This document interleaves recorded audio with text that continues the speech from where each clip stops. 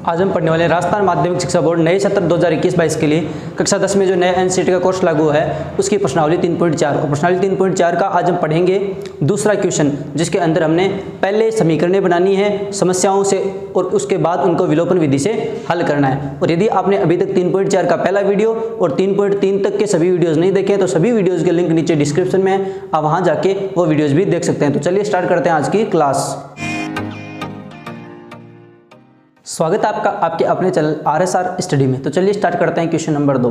Question start करने से पहले यदि आप चैनल पर पहली बार तो चैनल को सब्सक्राइब जरूर कर लें और नोटिफिकेशन में बेल आइकन दबा लें, जिससे आपको आने वाली वीडियो अपडेट सबसे पहले मिल जाए, क्योंकि हम इस चैनल के ऊपर एनसीईआरटी 10th क्लास का पूरा सिलेबस कवर करवाएंगे। तो चलिए क्वेश्चन नंबर 2। क्वेश्चन नंबर 2 है कि निम्न समस्याओं में रैखिक समीकरणों के युग्म बनाइए। कि आपको क्वेश्चन नंबर 2 के अंदर 5 पॉइंट्स दिए गए हैं, जिन पॉइंटों के अंदर आपको समस्याएं दी गई है। आपको पहले तो उन समस्याओं को क्या है, 2 रैखिक समीकरणें बनानी है और उनकी हल विलोपन विधि से ज्ञात कीजिए। फिर हमें उनको विलोपन विधि से ज्ञात करना है। तो चलिए अब पहला काम है समस्याओं से समीकरणें बनाते हुए क्या करेंगे। पहले क्या है कि यदि हम अंश में 1 जोड़ दें, कोई भी भिन्न है, भिन्न आपने देखा होगा कि भिन्न इस टाइप की होती है कि x बट्टा वाई 5/4 3/2 और -9/4। तो ऊपर वाला तो इसका अंश होता है और नीचे वाला इसका हर होता है। तो भिन्न इसी प्रकार की होती है। तो ये क्या बोल रहा है कि यदि अंश में 1 जोड़ दें, कोई भी भिन्न है उसके अंश के अंदर हम क्या जोड़ देते हैं, 1 जोड़ देते हैं तथा हर में से 1 घटा लेते हैं, तो वह भिन्न 1 बदल जाती है, 1 में बदल जाती है। मतलब अंश के अंदर तो आप 1 जोड़ दीजिए और हर में से 1 घटा लीजिए, तब उस भिन्न की वैल्यू क्या हो जाती है, 1। तो ये तो होगी एक स्थिति। सेकंड स्थिति क्या है, यदि हर में 1 जोड़ दें। अब दूसरी स्थिति है कि आपको सिर्फ और सिर्फ हर के अंदर 1 जोड़ना है, तब ये 1/2 हो जाती है। वह भिन्न क्या है, अब हमें भिन्न क्या करनी है, ज्ञात करनी है। तो चलिए अब हम मान लेते हैं कि माना भिन्न का अंश तो x है, हमें पता नहीं है कि भिन्न क्या है, तो ऊपर वाला तो x मान लेते हैं और नीचे वाला हर को y मान लेते हैं। तो माना भिन्न का अंश x है, हर y है, तो भिन्न क्या होगी, x/y। अब स्थितियों के अंदर समीकरण बनाते हैं। तो देखो ये है भिन्न आपकी x/y। अब ये क्या बोल रहा है, अंश में 1 जोड़ो, तो अंश के अंदर हम क्या करते हैं, 1 जोड़ देते हैं। हर में 1 घटाओ, हर में से 1 घटाओ, तब इसकी वैल्यू क्या हो जाती है, 1। अब 1 लिखो या 1/1 लिखो, एक ही बात है, क्योंकि ये 1 सबके नीचे होता है। अब हम इस सब की सहायता से समीकरण बना सकते हैं। क्या करेंगे हम, यहाँ वज्र गुणा, देखो लिख देते हैं वज्र गुणा करने पर यदि आप वज्र गुणा करेंगे तो क्या आएगा, x+1 बराबर आएगा y - 1। अब यहाँ क्या करते हैं, पक्षांतरण कर लेते हैं इनका। देखो पक्षांतरण करने पर तो x और y को एक साइड ले जाओ और बाकी को एक साइड कर दो। तो ये x तो पहले से है, ये y इधर जाएगा, तो x माइनस का y बराबर क्या आ गया, ये देखो -1 पहले से यहाँ है, ये -1 यहाँ है, ये -1 और आ जाएगा -1। तो क्या बचा, x - y बराबर -2। ये हमारी बन गई समीकरण नंबर। अब हम क्या करते हैं, स्थिति सेकंड की सहायता से समीकरण नंबर 2 बनाते हैं। समीकरण नंबर 1 होगी। देखो समीकरण नंबर 2 बनाने के लिए स्थिति सेकंड क्या है कि यही बोल रखा है कि x/y यही भिन्न है। अब आपको क्या करना है कि यदि आप हर में 1 जोड़ दे, क्या लिखा है, यदि हर में 1 जोड़ते तो हर के अंदर 1 जोड़ देते हैं, तब वो भिन्न क्या हो जाती है, 1/2। भिन्न की वैल्यू कितनी हो जाती है, 1/2 हो जाती है। तो अब हम क्या करेंगे, 1/2 भिन्न का मान हो गया। अब हम यहाँ दोबारा क्या कर देंगे, वज्र गुणा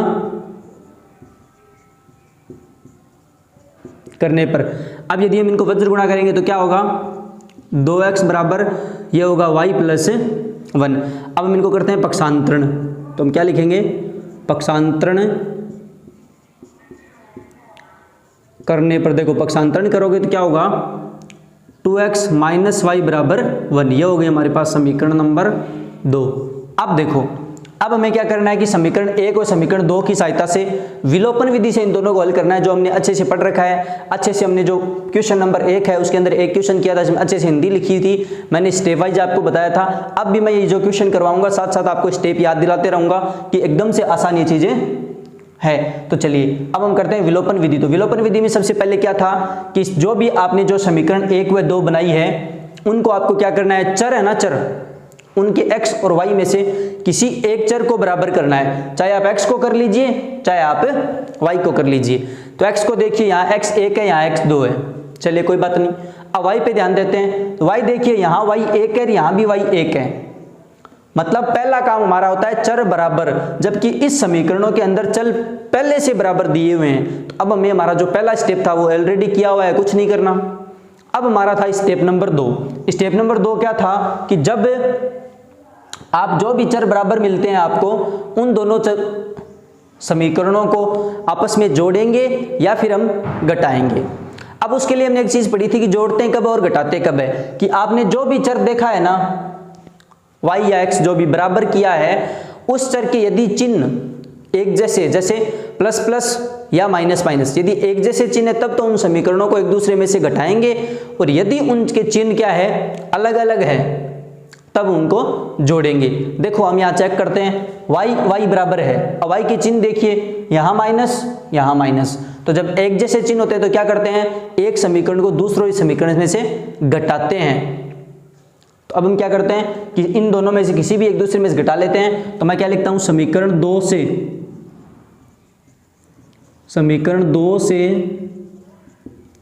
समीकरण 1 को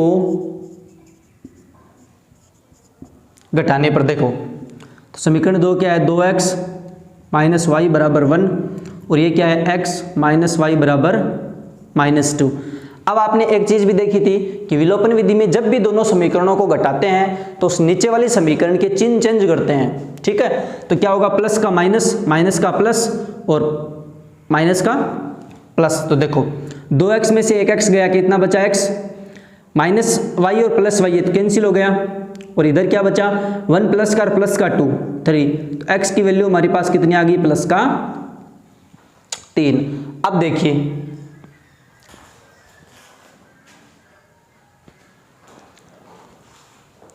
x की वैल्यू हमारे पास आ गई। तो स्टेप नंबर 3 क्या था, आपको याद है, तो स्टेप नंबर 3 की था कि आपको स्टेप 2 में जो भी x या y की चर की वैल्यू मिली है, उस वैल्यू को यदि आप किसी भी समीकरण, चाहे इस समीकरण में रख दीजिए चाहे इस समीकरण में, यदि आप मान रख देते हो तो बचे हुए चर का मान प्राप्त हो जाएगा। जैसे बचा हुआ चर x मिल गया तो y बच गया, उसका मिल जाएगा, और यदि यहाँ पहले y मिल जाता तो x का मिल जाता। तो यहाँ हमें x की वैल्यू पहले से मिल गई, तो अब हम y की वैल्यू निकालेंगे। तो मैं क्या लिखूंगा कि x का मान समीकरण 1 में रखने पर, देखो x की जगह हम क्या रख देते हैं, x की जगह रख देते हैं 3 माइनस वाई बराबर माइनस का, पहले से क्या है माइनस का 2। अब देखो तो क्या होगा, माइनस वाई बराबर कितना आएगा, -2, ये 3 प्लस का इधर आके माइनस का, तो देखो इस साइड लिख देते हैं। तो माइनस वाई बराबर क्या हुआ, माइनस का 5, -2 -3 -5, माइनस से माइनस कैंसिल आउट, तो y की वैल्यू कितनी आ गई 5, और x की वैल्यू में पहले से मिल गई 3। हमें क्या ज्ञात करना था, भिन्न क्या थी, x बट्टा y, तो x की वैल्यू 3 और y की वैल्यू 5, तो भिन्न क्या होगी 3/5। अब हम लिख देंगे अतः भिन्न क्या मानी थी हमने, x बट्टा y बराबर क्या आई 3/5 होगी, क्योंकि x की वैल्यू थी 3 और y की वैल्यू आ गई 5। तो ये था पॉइंट नंबर 1 जो एकदम आसान सा था। अब हम करते हैं दूसरे क्वेश्चन का पॉइंट नंबर 2।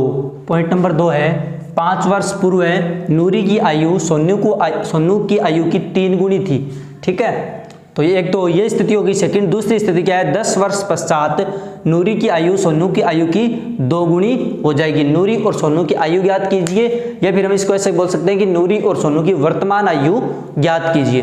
तो इस हिसाब का जो क्वेश्चन है हमने 2 बार कर लिए। देखिए 3.3 में भी इस टाइप का क्वेश्चन किया था हमने, और 3.2 के अंदर भी इस हिसाब का क्वेश्चन किया था जिसमें यही संबंध था। तो वहां से आपको यदि थोड़ा बहुत याद हो तो एकदम आसान है। मैं एक बार और याद दिला देता हूं कि आपको क्या पूछा है, वर्तमान आयु पूछे, तो आपको क्या करना है, नूरी की वर्तमान आयु x वर्ष मान लेते हैं और सोनू की वर्तमान आयु y वर्ष मान लेते हैं। अब हमारी स्थिति फर्स्ट है, तो देखो नूरी की वर्तमान आयु है x वर्ष, तो ये बोल रहा है ना 5 वर्ष पूर्व है। देखो अब यदि मेरी वर्तमान आयु है 20 वर्ष, तो 5 वर्ष पूर्व कितनी थी, तो आप बोलोगे सर 20 - 5 मतलब कि 15 वर्ष। अब यदि मैं तो 20 पता था इसलिए 5 माइनस कर लिए। अब यहाँ हमें पता नहीं है कि वर्तमान आयु है कितनी, तो हम क्या करेंगे, 5 वर्ष पूर्व नूरी की आयु तो क्या हो जाएगी x - 5, और सोनू की आयु क्या हो जाएगी 5 वर्ष पूर्व है y-5। तो ये तो स्थिति फर्स्ट। अब स्थिति फर्स्ट में एक बात और बोली गई है कि 5 वर्ष पूर्व इसकी आयु कितनी गुनी थी, 3 गुनी। कैसे, देखो ये बोल रहा है कि x-5 वर्ष पूर्व नूरी की आयु x-5 थी और सोनू की आयु y-5 थी। अब देखो आपको इन दोनों को बराबर करना है। ये बराबर है क्या, आप बोलोगे नहीं सर बराबर तो नहीं है, क्योंकि सोनू की आयु क्या है, नूरी की आयु सोनू की आयु की 3 गुनी है। मतलब नूरी की आयु सोनू को आयु की 3 गुनी है, मतलब कि नूरी बड़ी है सोनू से। एक ऐसा संबंध है कि ऐसा है कि मान लेते हैं 45 और 15। अब बोलो ये दोनों बराबर है क्या, आप बोलोगे नहीं सर बराबर तो नहीं है। तो इन दोनों को बराबर करने के लिए क्या करना चाहिए कि या तो मेरे को इसमें 3 का भाग दे देना चाहिए। देखो 3 का भाग देंगे तो क्या होगा, 15 बराबर 15। बड़ी वाली संख्या के अंदर 3 का भाग दे दिया। अब यदि फिर देखते हैं 45 और 15 को, अब यदि मैं इसके साथ कुछ करूं तो मैंने इसको क्या करूं, 3 से गुणा कर दूं तो भी क्या होगा 45 बराबर 45। तो लेकिन ये अब यहाँ तो बराबर नहीं है ना, यहाँ तो बराबर नहीं है। यही संबंध इनमें है कि भाई नूरी 45 की हो सकती है और ये 15 का, मतलब कि 3 गुना संबंध है। अब 45-15 से हमें मतलब नहीं है, 3 गुना का आपको याद रखना है। इसमें 3 गुना का संबंध रहेगा, 5 वर्ष पूर्व है।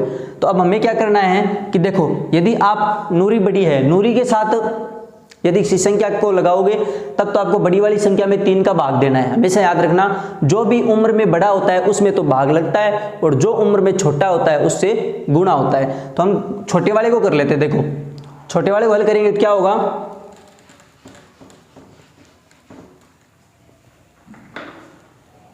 कि x-5 बराबर y-5। इसको किससे मल्टीप्लाई कर दें, 3 से। अब ये बराबर है। अब क्या है, ये दोनों आपस में बराबर है तो ये स्थिति बन जाएगी। अब देखो यही कर देते हैं, इसको 3 से मल्टीप्लाई कर देता हूं मैं। अब क्या था, अब ये दोनों बराबर हैं, ठीक है, क्योंकि ये इससे 3 गुना था, अब इसको 3 से गुणा कर दिया तो ये दोनों बराबर हो गई। अब देखो अब सोल्व कर लेते हैं हम। तो x-5 बराबर 3y और माइनस के 15। अब x और y को एक साइड कर लो तो x-3y बराबर क्या बचेगा, -15 और ये माइनस का 5 है इधर आके प्लस का 5। तो हमारे पास क्या बचा, x-3y बराबर -10। ये हमारी हो गई समीकरण नंबर 1। अब हम दूसरी स्थिति में देखते हैं। दूसरी स्थिति में क्या है, 10 वर्ष पश्चात नूरी की आयु। तो मैं मान लूँ मेरी अभी आयु है 20 वर्ष, मैं बोलूँगा 10 वर्ष पश्चात मेरी कितनी होगी, तो आप बोलोगे सर 30। कैसे हुई, 20 में 10 जोड़ ऐड कर दिया। अब यहाँ तो हमें वर्तमान आयु पता थी, जबकि यहाँ हमने वर्तमान आयु x माननी है। तो 10 वर्ष पश्चात क्या होगी, x + y नूरी की आयु, और सोनू की क्या हो जाएगी, y + 10। तो देखो अब यही सेम कंडीशन यहीं लगाते हैं कि x + 10 बराबर हो सकता है क्या y + 10 के। लेकिन इसके लिए इसने क्या दे रखा है कि 10 वर्ष पश्चात नूरी की आयु सोनू की आयु की 2 गुनी हो जाएगी। कितनी गुनी हो जाएगी, 2 गुनी। मतलब नूरी की आयु सोनू की आयु से 2 गुनी हो जाएगी। मतलब नूरी की आयु बड़ी है, और मैंने अभी बताया यदि अभी बड़ी वाली संख्या के साथ कुछ करते हो या कुछ बड़ी वाली संख्या में किसी दूसरी संख्या का जोड़ या भाग करते हो तो आपको याद रखना है हमेशा भाग होगा। बड़ी वाली संख्या यदि साथ आप छेड़खानी करोगे तो हमेशा भाग होता है। तो बड़ी वाली में तो या तो आप 2 का भाग दे दीजिए और या फिर छोटी वाली को 2 से क्या कर दीजिए, गुणा कर दीजिए। तो अब समीकरण बनाते हैं, x + 10 बराबर क्या होगा, 2y और +20। तो पक्षांतरण करते हैं तो क्या आएगा, x - 2y बराबर 20। ये प्लस का इधर 10 है, इधर आके माइनस का, तो क्या हो गया, x - 2y बराबर कितना बचा, 10। ये हो गई हमारी समीकरण नंबर 2। अब हमें इनको विलोपन विधि से हल करना है। तो विलोपन विधि के अंदर आपको पहला स्टेप पता होगा कि आपको चेक करना है कि, या फिर आपको पहले आपको देखना है कि कहीं x या y कोई बराबर तो नहीं है। यदि बराबर नहीं है तो हम क्या करेंगे, पहले x या फिर y कोई भी एक चर को बराबर करेंगे, है ना। ये हमने अच्छे से विलोपन विधि पढ़ रखी है। तो हम देखते हैं x, तो यहाँ एक चर तो पहले से बराबर है, तो हमारा पहला जो स्टेप था वो कंप्लीट हो गया क्योंकि एक चर पहले से बराबर दिया हुआ है। अब हम क्या करते हैं, दूसरा स्टेप क्या था कि आपको देखना है आपने जो भी चर बराबर किया है या फिर जो चर पहले से बराबर था उसके चिन्ह देखने आपको। यदि एक जैसे चिन्ह है तब तो एक समीकरण को दूसरे समीकरण में से घटा लेंगे, और यदि अलग अलग चिन्ह है तो दोनों समीकरण को आपस में जोड़ देंगे। तो चेक करिए, +x प्लस एक्स, मतलब दोनों के चिन्ह बराबर है तो आपको क्या करना है, किसी भी एक समीकरण में से दूसरे समीकरण को घटा लेना है। तो मैं क्या करता हूं यहां कि समीकरण 1 से समीकरण 2 को घटाने पर, तो देखो समीकरण 1 क्या है, x माइनस 3y बराबर माइनस का 10, दूसरी क्या है x माइनस 2y बराबर प्लस का 10। अब आपको याद होगा कि जब भी एक समीकरण को दूसरे में से घटाते हैं तो हम क्या करते हैं, नीचे वाली समीकरण का चिन्ह चेंज करते हैं। तो ये पहले से x प्लस का है, माइनस वाला प्लस, और ये पहले से किसका है, प्लस का, ये हो गया माइनस का। अब देखो plus x minus x cancel, minus 3y और माइनस 2y, मतलब कि सॉरी अब ये पहले से माइनस था प्लस हो गया ना, तो माइनस का तो 3y है और प्लस का 2y है, तो माइनस y बच गया, और यहाँ दोनों माइनस माइनस है, माइनस का 20, तो माइनस से माइनस कैंसिल आउट, तो y बराबर हमारे पास क्या बचा 20। तो y क्या था सोनू, तो सोनू की वर्तमान आयु हमारे पास कितनी आ गई, y 20, मतलब कि 20 वर्ष आ गई। अब हमारा तीसरा स्टेप क्या होता है कि आपने स्टेप 2 के अंदर जो भी चर x या y का मान प्राप्त किया है उस चर को किसी भी समीकरण में रख देते हैं तो बचे हुए चर का मान प्राप्त हो जाता है। तो हम इस y को इसी में से रख देते हैं या फिर दूसरे में रखते हैं। चलो तो मैं लिखता हूं कि y का मान समीकरण 2 में रखने पर, देखो y का मान समीकरण 2 में, तो x माइनस 2, y की जगह क्या रख देते हैं 20, और बराबर कितना है, पहले से बराबर है 10। तो देखो x माइनस 20 को 2 से किया कितना हुआ 40, और बराबर कितना आ गया 10। तो x बराबर क्या होगा, देखो 10 पहले से, ये 40 इधर माइनस का इधर आके प्लस का, तो x बराबर हमारे पास कितना आ गया 50। x 50, x को किसको माना था, नूरी की वर्तमान आयु। तो अब हमें पता चल गया कि नूरी की वर्तमान आयु 50 वर्ष है और सोनू की वर्तमान आयु 20 वर्ष है। तो हम लिख देंगे अतः नूरी की वर्तमान आयु, नूरी की कितनी थी 50 वर्ष, 50 वर्ष, तथा सोनू की वर्तमान आयु, सोनू की वर्तमान आयु 20 वर्ष होगी। तो ये था पॉइंट नंबर 2। अब हम करते हैं पॉइंट नंबर 3। तो पॉइंट नंबर 3 है कि 2 अंकों की संख्या के अंकों का योग 9 है। 2 अंकों की संख्या, तो सबसे पहले हम बात करते हैं कि 2 अंकों की संख्या क्या होती है। तो 2 अंकों की संख्या होती है 10 से लेके 99 तक, 10 से लेके 99 तक 2 अंकों की संख्या होती है। ये क्वेश्चन वेरी इंपॉर्टेंट क्वेश्चन है एग्जाम की दृष्टि से। इस टाइप का क्वेश्चन सीधा आपको मिल सकता है बोर्ड एग्जाम के अंदर। तो देखो, तो 2 अंकों की संख्या क्या होती है, पहले तो हमें ये पता होना चाहिए 10 से लेकर 99 तक 2 अंकों की संख्या होती है। अब ये बोल रहा है कि 2 अंकों की संख्या के अंकों का योग 9 है। जैसे अंकों का योग कैसे, जिस हिसाब से ये 2 अंकों की संख्या है तो पहला अंक हो गया, ये दूसरा अंक हो गया, तो इसमें 2 अंक है ना, 1 और 2। 2 अंकों की कोई भी संख्या ले लीजिए आप, 1 और 2 अंक, कितने अंक होंगे उसमें, 2 अंक होंगे। अब इन अंकों का योग देखो, तो पहले हमेशा किसी भी संख्या को हम पहले क्या बोलते हैं, इकाई, इस साइड से क्या बोलते हैं इकाई, और दूसरे वाले को हम क्या बोलते हैं, दहाई। हम दूसरे वाले को बोलते हैं दहाई, इकाई, दहाई, फिर आता है सैकड़ा और फिर हजार। लेकिन हमें तो 2 संख्या का ही मतलब है, तो मतलब पहला इकाई हो जाएगा और दूसरा दहाई। आपको पता होगा पहले वाले को इकाई बोलते हैं, दूसरे वाले को दहाई बोलते हैं। तो 2 अंकों की कोई भी संख्या होगा उसमें पहला अंक तो इकाई होगा और एक अंक क्या होगा, दहाई। अब हमें मतलब नहीं है कि उस जो भी संख्या है वो क्या है, हमें तो संख्या ज्ञात करनी है। लेकिन पहले हम क्या करते हैं, पहले को इकाई मान लेते हैं और दूसरे को दहाई। कोई भी नंबर हो सकता है। तो मैं मान लिया हूं, मानना संख्या के इकाई का अंक x है, मतलब पहला क्या हो गया x, और दहाई का अंक y है, दहाई का अंक क्या हो गया y। तो संख्या क्या हो जाएगी, yx बोल दो इसको, संख्या को क्या बोल सकते हैं, yx बोल सकते हैं, या फिर x ऐसे होगा और y, मतलब संख्या वो ऐसे होगी। ठीक है, तो संख्या क्या होगी yx, या फिर x और y भी बोल सकते हैं, क्योंकि इकाई दहाई से स्टार्ट करेंगे तो इकाई x है और y दहाई है। ठीक है, अब देखो, तो 2 अंकों की संख्या एक तो हो गई है। एक इसमें हमें क्या समझना था, देखो अब बात करते हैं स्थिति फस्ट की। स्थिति फस्ट में इसने क्या बोला है कि 2 अंकों की संख्या के अंकों का योग 9 है। 2 अंकों की संख्या कैसे, देखो मैं मान लेता हूँ ये दो अंकों की संख्या है, यदि इन दोनों को हम जोड़े ना, अंक इकाई और दहाई को यदि हम जोड़ें, तब उत्तर कितना आएगा उसका 9। ये बोल रहा है कितना उत्तर आ रहा है 9। तो अब हमें मतलब नहीं है कि कौन सी संख्या है वो, 9 तो बहुत सारी संख्याओं का योग आता है ना।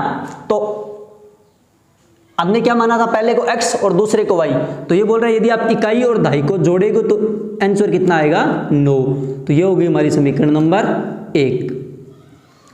अब इसमें समीकरण 1 थी वो तो एकदम आसान थी। अब समीकरण 2 देखो अब कैसे बनेगी। तो समीकरण 2 में क्या होगा कि ये क्या बोल रहा है, इस संख्या का 9 गुना, इस संख्या का 9 गुना संख्या के अंकों को पलटने से बनी संख्या का 2 गुना है।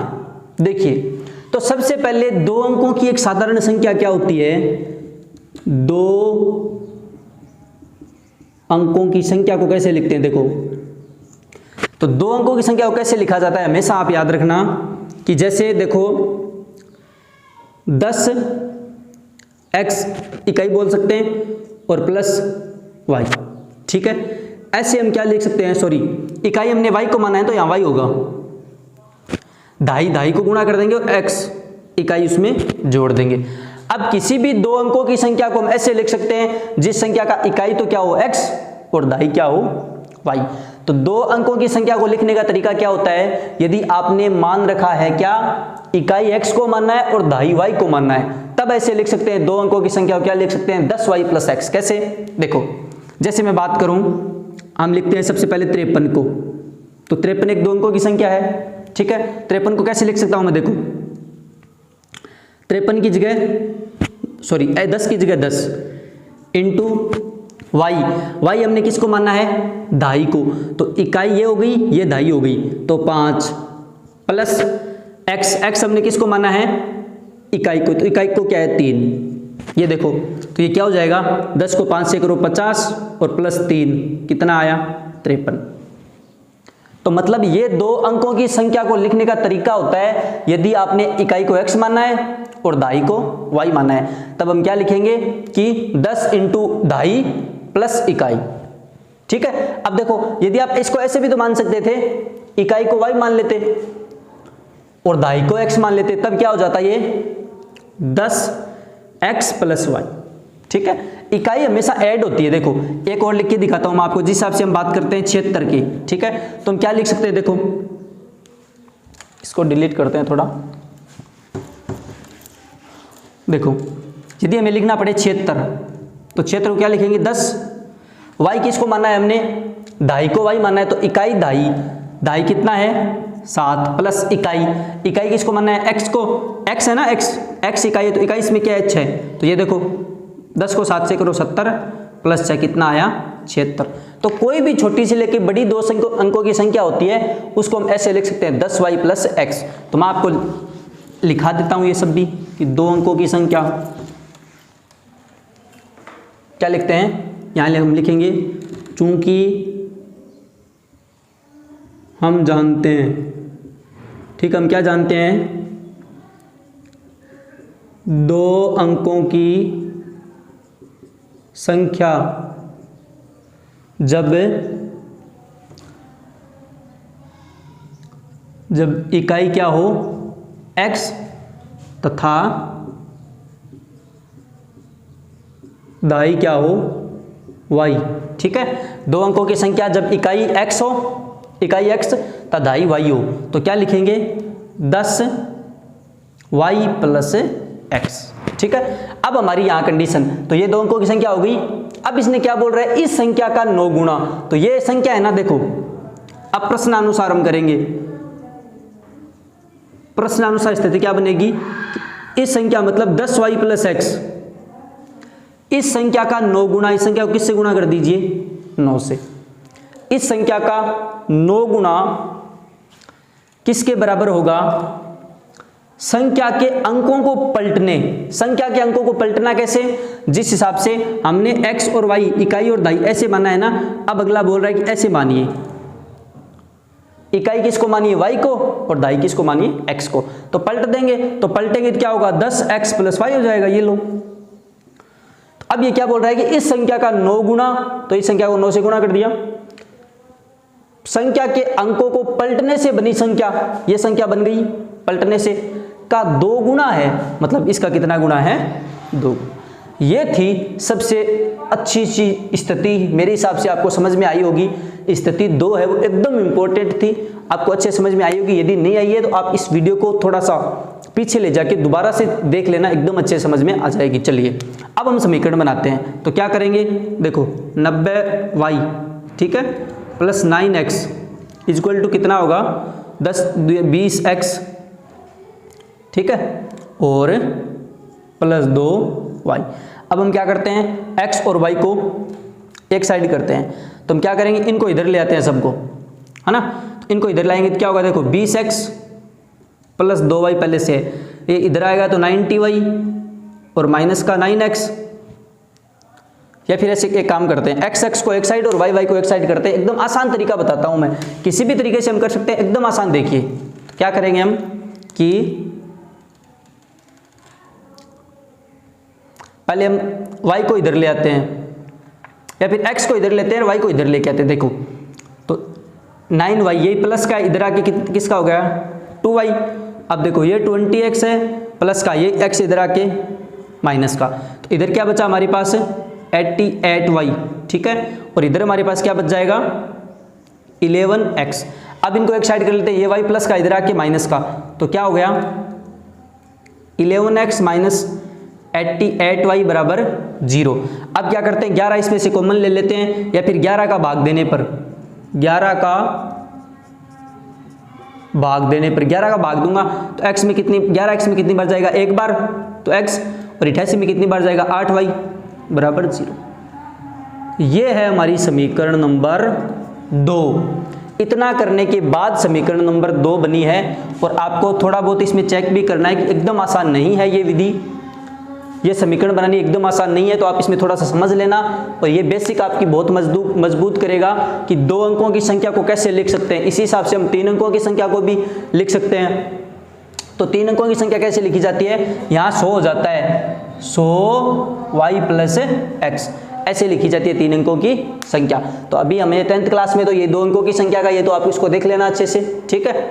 अब देखो, अब हम क्या करते हैं, हमारा क्या स्टेप होता है, पहला कि आपको चेक करना है कि कोई भी चर बराबर है तो ठीक है, बराबर नहीं है तो बराबर करो। तो चेक करिए, यहाँ x प्लस, यहाँ x plus, y plus minus 8y, मतलब यहाँ x सेम है, एक x है दोनों जगह।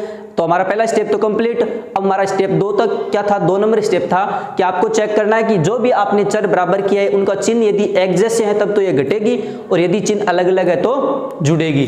तो हम चेक करते हैं कि प्लस x एक जैसे चिन्ह है तो ये समीकरण एक समीकरण में से दूसरे समीकरण में घटानी पड़ेगी। तो मैं क्या करता हूं, देखो कि समीकरण 2 से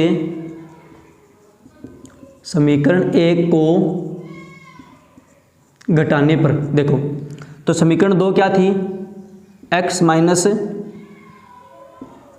8y बराबर 0, इसमें से ये तो x माइनस प्लस y बराबर 9। अब देखो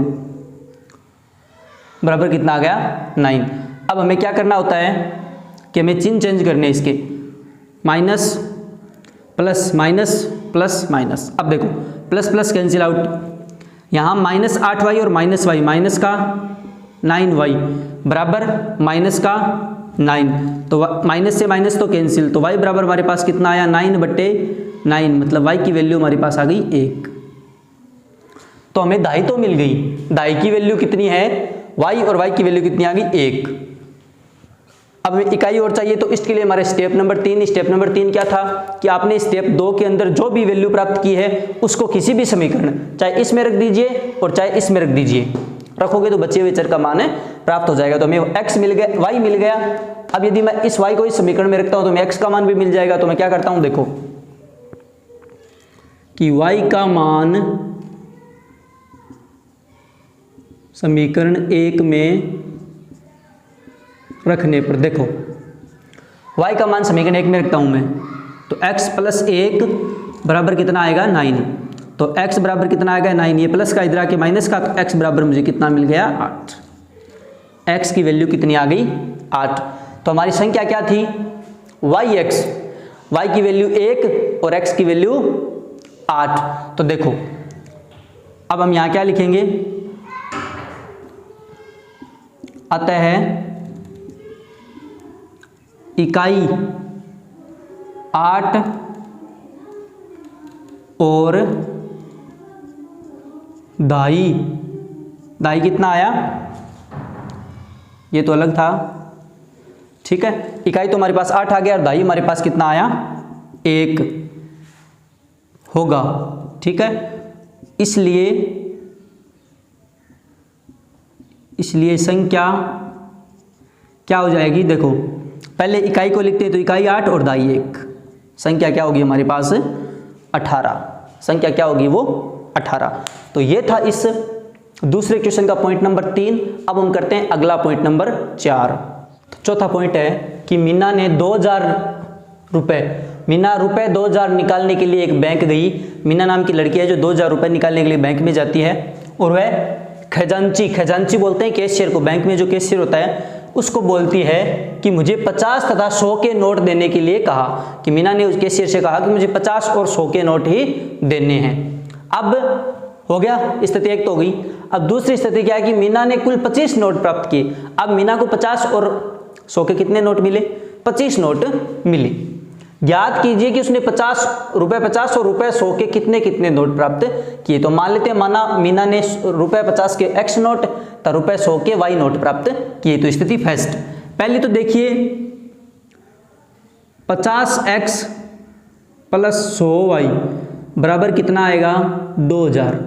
कैसे, क्योंकि माना कि उसने 10 नोट प्राप्त किए तो 50 को 10 से गुणा कर देंगे, प्लस माना उसने 100 के भी 10 ही नोट प्राप्त किए तो 100 को भी 10 से गुणा कर देंगे, और फिर कितना आ जाएगा, रुपए 2000 हो रहा है कि नहीं हो रहा। जबकि इसने क्या बोला है कि 50 और 100 के नोट, 50 के x और हम मान लेते हैं कि 100 के y नोट प्राप्त किए, तो कुल रुपए कितने थे उसके पास 2000 रुपए।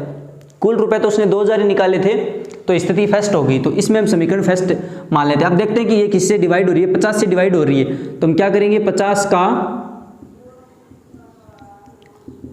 भाग देने पर, देखो 50 का भाग इसमें देंगे तो कितनी बार जाएगा, एक बार, तो x, इसमें 2y, इसमें 50 का भाग कितनी बार जाएगा, देखो 2000 में 50 का देंगे तो 0 से 0 कट गया, 200 में 50 का कितनी बार जाएगा, 5 का 40। तो ये हमारी होगी समीकरण नंबर 1। अब दूसरी स्थिति क्या है, देखो मीना ने कुल कितने नोट प्राप्त किए 25, तो हो सकता है x और y दोनों मिलाकर कितने नोट हैं 25। तो ये हमारे पास होगी समीकरण नंबर 2। एकदम आसान से समीकरण बन गई है। अब मैं इनको विलोपन विधि से हल करते हैं। तो विलोपन विधि में क्या सीखा था कि सबसे पहले आपको चेक करना है कि चर बराबर है या नहीं। यदि कोई भी चर बराबर है तब तो आपको कुछ नहीं करना है। यदि दोनों में से कोई भी चर बराबर नहीं है तो आपको पहले उन चरों को क्या करना है, बराबर करना है। देख चेक करते हैं, यहाँ x यहाँ x, तो x पहले से बराबर है तो हमारा स्टेप है एक फर्स्ट, वो तो हो गया। स्टेप 2 क्या था कि आपको देखना है जो भी चर बराबर है उनका चिन्ह देखिए। यदि चिन्ह एक जैसा है प्लस प्लस या माइनस माइनस तब तो समीकरण को घटाना है, और यदि चिन्ह अलग अलग है तो समीकरण को जोड़ना है। तो चेक करते हैं, यहाँ चिन्ह, यहाँ देखिए प्लस प्लस मतलब समीकरण को घटाना है। तो मैं क्या करूंगा, समीकरण 1 से समीकरण 2 को घटाने पर तो x प्लस 2y बराबर कितना आया 40, और x प्लस y बराबर कितना है 25। तो आपको याद होगा कि जब समीकरण घटाते हैं तो नीचे वाली समीकरण का चिन्ह चेंज करते हैं, plus minus plus minus plus minus. अब देखो plus x minus x cancel out, यहाँ 2y यहाँ माइनस y, कितना बच गया y। 25 प्लस माइनस कितना 15, तो y की वैल्यू हमारे पास कितनी आ गई 15, मतलब 100 के कितने नोट थे उसके पास 15। अब x की वैल्यू निकालनी है, तो x की वैल्यू कैसे निकलेगी आपको पता है। तीसरा स्टेप क्या था कि आपने जो भी मान प्राप्त किया है उस मान को किसी भी समीकरण में रख देंगे तो बचे हुए चर का मान प्राप्त हो जाएगा। तो मैं y की वैल्यू क्या करता हूं, मैं रख देता हूं y की वैल्यू सीधा समीकरण 2 में। तो y का मान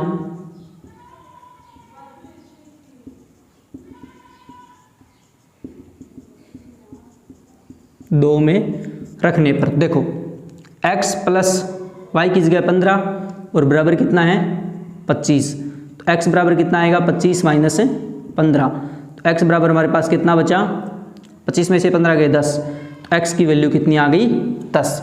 मतलब कि 50 के नोटों को हमने x माना था, तो 50 के तो 10 नोट होंगे और 100 रुपये की y माना था, तो 100 रुपये के 15 नोट होंगे। तो बस यही था क्वेश्चन। तो हम लिख देंगे अतः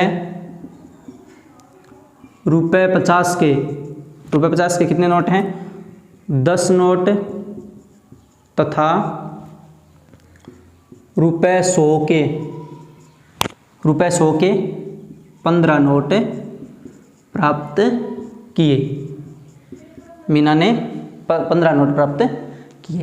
तो ये था पॉइंट नंबर 4। अब हम करते हैं प्रश्नावली 3.4 का अंतिम पॉइंट नंबर 5। तो पॉइंट नंबर 5 है कि किराए पर पुस्तक देने वाले किसी पुस्तकालय का, मतलब एक पुस्तकालय है जो अपनी जो किताबें हैं वो किराए पर देता है, प्रथम 3 दिनों का एक नियत किराया है। कि भाई कोई भी आदमी है जो किराए पर बुक लेता है, मान लीजिए उसने 3 दिन तक बुक ली, तो उसका एक निश्चित किराया है, ठीक है। अब 3 दिन तक की जरूरत नहीं है। देखिए एक पुस्तकालय है, ठीक है, मैं उस पुस्तकालय से किताब लेके आता हूँ, तो यदि मैं उस किताब को 1 दिन रखूँ, चाहे 2 दिन रखूँ, चाहे 3 दिन रखूँ, 3 दिन तक तो उसका एक निश्चित किराया है। जैसे वो किताब वाला बोले कि भाई आप यदि 3 दिन तक रखते हो आज़ाद रखिए, या 2 दिन रखिए, या 3 दिन रखिए, तब तो आपसे 10 रुपये लेंगे। कितने रुपए लेंगे, 10 रुपये, कि भाई एक 3 दिन तक तो 10 रुपये लेंगे। अब यदि उसके बाद आप अतिरिक्त रखते हो, तो उसने क्या बोल रखा है, तो उसके बाद प्रत्येक अतिरिक्त दिन का किराया अलग है। 3 दिन तक 10 रुपये हो गए, उसके बाद यदि आप रखते हो तो ये बोल देगा कि प्रत्येक दिन का अलग किराया, किस हिसाब से, जैसे ये बोल दे कि 3 दिन तक तो 10 रुपये, उसके बाद यदि आप रखते हो तो 5 रुपये एक दिन के लगेंगे। 5 रुपये कितने, एक दिन के लगेंगे। तो 3 दिन तक तो मेरे 10 रुपये हो गई। अब यदि मैं 4 दिन रखता हूँ तो देखो कैसे, जैसे मैं किताब को रखता हूँ 4 दिन, कितने दिन तक रखता हूँ, 4 दिन तक, तो 3 दिन तक तो कितना रुपये है, 3 दिन का तो 10 रुपये, 3 दिन का तो कितना रुपये हो गया, 10 रुपये है पहले से। अब मैंने कितना दिन और रखा, 1 दिन, तो 1 दिन का जैसे अतिरिक्त किराया बोल देगी, 1 दिन का 5 रुपये है तो 5, तो मुझे कुल कितने रुपए देने पड़ेंगे, 15। अब इसी रेट के हिसाब से बात करें, जैसे मैं किताब को रख लेता हूं 10 दिन, कितने दिन रखता हूं, 10 दिन, तो 3 दिन का किराया तो कितना हो गया, 10, 3 दिन का किराया तो कितना हुआ, 10 रुपये हो गया। अब कितने दिन एक्स्ट्रा रखा मैंने, 10, तो 3 दिन का तो 10 रुपये, उसके बाद कितने दिन हो गए, 7, कितने दिन और हो गए, 7, जबकि अतिरिक्त दिन का 1 दिन का कितना रुपया बताया था मैंने, 5 रुपये, तो 5। अब मुझे कितने रुपए देने पड़ेंगे, 10 + 7 पंजो 35 = 45, 45 रुपये देने पड़ेंगे। इस हिसाब का ये क्वेश्चन है। लेकिन इस क्वेश्चन में हमें पता नहीं है कि नियत किराया कितना है या फिर अतिरिक्त दिन का किराया कितना है, वो हमें ज्ञात करना है। तो देखो, तो प्रथम 3 दिन को तक नियत किराया है, अब हमें ज्ञात करना है कि कितना है, वो हमें अभी पता नहीं है। अब नियत किराया है, तो उसके बाद प्रत्येक अतिरिक्त दिन का अलग किराया है, हो गया। सरिता ने, अब सरिता नाम की कोई लड़की थी, उसने क्या किया कि 7 दिनों तक पुस्तक रखने के लिए 27 रुपये अदा किए। अब सरिता नाम की कोई लड़की थी, उसने किताब को कितने दिन रखा, 7 दिनों तक अपने पास रखा, तो पुस्तकालय वाले को उसने कितने रुपए दिए, 27 रुपये दिए। अब जबकि सुशी ने एक पुस्तक, अब सुशी नाम की कोई दूसरी लड़की थी, उसने एक पुस्तक को कितने दिन रखा, 5 दिनों तक, उसने कितने रुपए अदा किए, 21। नियत किराया और प्रत्येक अतिरिक्त दिन का किराया ज्ञात कीजिए। तो देखो 3 दिन का निश्चित किराया है, यदि सरिता 7 दिनों तक रखती है तो 3 दिन का तो मान लेते हैं x रुपए, तो हम क्या किया, माना नियत किराया x रुपए, तो कितने दिन का है नियत किराया, 3 दिन का, तो 3 तो उसमें से कट जाएंगे, 3 दिन माइनस हो गए, 3 दिन का तो निश्चित किराया है, तो प्रत्येक अतिरिक्त दिन का किराया कितना है, y रुपए। तो 7 दिनों तक पुस्तक रखी, अब तो अतिरिक्त x तो हो गया नियत 3 दिन का, 3 दिन का किराया कितना हो गया, x रुपए। उसके बाद पुस्तक कुल कितने दिन रखी गई, 7 दिन तक, तो 7 में से 3 का तो x हो गया, उसके बाद कितने बचे, 4, उसका किराया कितना है, y रुपए, जबकि सरिता ने कुल कितने रुपए दिए, 27। ये समीकरण नंबर 1।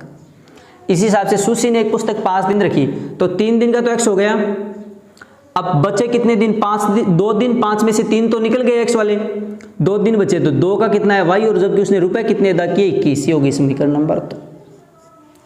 इस हिसाब से इसके समीकरण है। अब इनको विलोपन विधि से हल करते हैं। तो सबसे पहले चेक करते हैं कि कोई भी एक चर बराबर है क्या, तो चेक करिए, हाँ x और x बराबर है, तो हो गया पहला स्टेप कंप्लीट। अब दूसरा स्टेप क्या था कि आपने जो भी चर बराबर किया उसका चिन्ह देखिए, यदि चिन्ह एक जैसा है तब तो घटेगी और यदि चिन्ह अलग अलग है तो जुड़ेगी। चेक करिए, प्लस प्लस एक जैसा चिन्ह है तो समीकरण घटेगी, तो मैं क्या करता हूं समीकरण 2 से समीकरण 1 को घटाने पर, तो देखो समीकरण 2 से x प्लस 2y बराबर 21, यहाँ क्या है x प्लस 4y बराबर 27। अब आपको पता है कि जब भी समीकरणों को घटाते हैं तो नीचे वाले समीकरण का चिन्ह चेंज करते हैं, तो प्लस माइनस, प्लस का माइनस, प्लस का माइनस, तो देखो x plus x minus cancel out, यहाँ प्लस का 2y और माइनस का 4y, तो माइनस का 2y बच गया, और इधर क्या है प्लस का 27, सॉरी माइनस का 27 और प्लस का 21, तो माइनस का 6 बच गया, माइनस से माइनस कैंसिल, तो y बराबर क्या बचेगा 6/2, क्योंकि गुणा में है, किस में आएगा भाग में, तो y बराबर कितना आया हमारे पास 3, y की वैल्यू कितनी आ गई 3। अब मैं x की वैल्यू निकालनी है, तो तीसरा स्टेप क्या है कि आपने जो भी चर निकाल लिया उसकी वैल्यू किसी भी समीकरण में रख दीजिए, बचे हुए चर का मान प्राप्त हो जाएगा। तो मैं क्या करता हूँ y का मान रख देता हूँ, y का मान समीकरण 1 में रखने पर, तो x प्लस 4, y की जगह कितना रख दिया मैंने 3, और बराबर हमारे पास कितना है 27। अब देखिए इसको यहाँ हल कर लेते हैं, तो x प्लस 4 3 कितना होगा 12, बराबर कितना है 27। अब x बराबर क्या आएगा 27, ये 12 इधर प्लस का इधर आके माइनस का, तो x बराबर 27 में से 12 गया कितना बचा 15, तो x 15 मतलब कि नियत 3 दिन का किराया कितना हो जाएगा 15 रुपए की। पहले 3 दिन का किराया पुस्तकालय वाला कितना ले रहा था 15 रुपए ले रहा था, और उसके बाद अतिरिक्त दिन का किराया y, तो 3 रुपए उसके बाद अतिरिक्त दिन का किराया हो जाएगा। तो हम क्या लिख देंगे अतः प्रथम 3 दिन नियत किराया 15 रुपए तथा अतिरिक्त दिन का किराया 3 रुपए होगा। तो ये थी प्रश्नावली 2.4। तो वीडियो अच्छा लगा तो वीडियो को लाइक ज़रूर कीजिए, और चैनल पर पहली बार है तो चैनल को भी सब्सक्राइब कर लीजिए, और नोटिफिकेशन में बेल आइकन दबा लीजिए, जिससे आपको आने वाली वीडियो अपडेट सबसे पहले मिल जाए, क्योंकि हम इस चैनल के ऊपर एनसीईआरटी कक्षा 10 का पूरा सिलेबस कवर करवाएंगे। और आप इस वीडियो को अपने फ्रेंड्स और स्कूल ग्रुप में भी शेयर कीजिए, ताकि और भी बच्चों को पढ़ने में मदद मिल सके, और हमें भी यदि कोई और बच्चे ऐड होते हैं और वीडियोज़ को लाइक के कमेंट्स हमें ज़्यादा मिलते हैं, तो हमें भी अगले वीडियो में और मेहनत करने के लिए मोटिवेशन मिलता है। तो अब हम पढ़ेंगे अगली जो प्रश्नावली है 3.5। अगले वीडियो में मिलते हैं, अगले वीडियो में, तब तक के लिए जय हिंद जय भारत।